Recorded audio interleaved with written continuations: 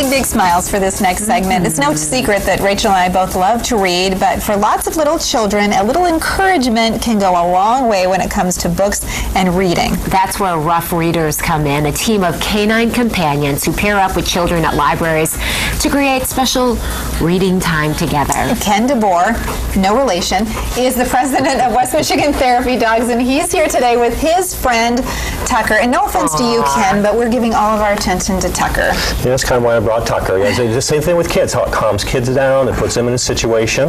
It does the same thing with adults going through. And that's why with Ruff Readers it's such an important program, and it's so popular because it puts the kids at ease where normally they would have to worry about all their peers looking at them and they're speaking out loud. Well, here they're just reading to a dog. And so a lot of times that stress melts away. They aren't frustrated, and they sit down and they get a chance to pet the dog, talk to the dog, and then read out loud to the dog. Yeah. So there's no judgment, there's no correcting. None of that, none. What have you seen with children in how they're able to advance their reading skills through the program? Well, what we've seen is sometimes the kids will come in and hardly read at all out loud because they're so nervous. And then by the end of the summer, they're reading. Matter of fact, they're changing from one dog to another. They can't wait for the next week because they get to pick a different dog. These pictures are just incredible. I mean, they really say it all because you have the dog that's the companion, the child reading. What a great partnership. It's great. I've had one child that when he came in and he was talking to the dog was as clear as I'm talking and you're talking to me.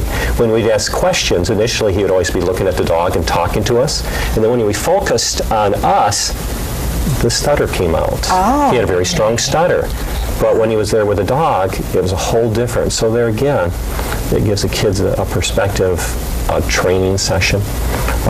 Some of our members will work in a school system, and there again, the dogs we use for helping a person that English is a second language, so now they got to read out loud in English.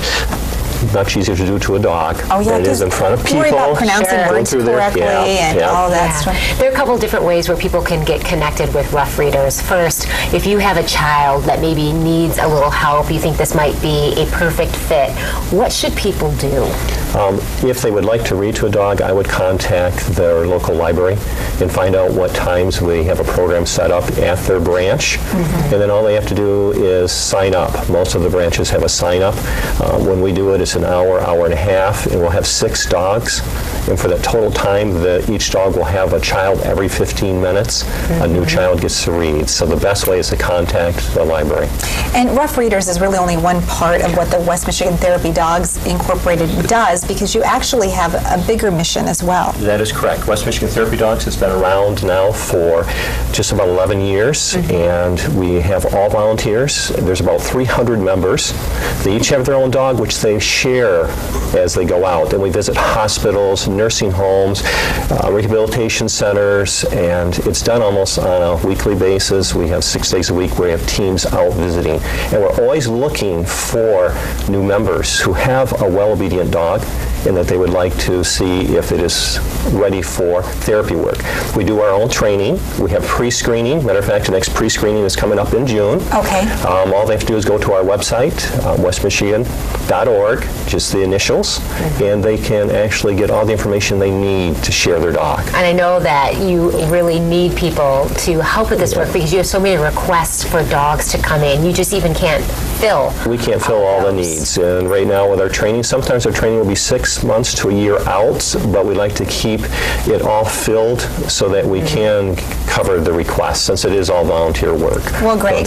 Ken, thank you so much. Tucker, what a sweetie pie. So well behaved. I'm heading to Hamilton to read this afternoon, so I almost wish I could take Tucker along with me. Tucker, do you want to join her? I think, I don't know who no one's going to listen to you.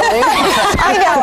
I wouldn't be the star of that show, that's Tucker, for sure. let's go then, all right? Sounds great. Well, thanks so much. And we'll get all that contact information on our website because I know there are a lot of 8 West viewers who probably have dogs and they may want to just volunteer to help. That would be awesome. Thank you. Thanks, Ken. Thanks a lot.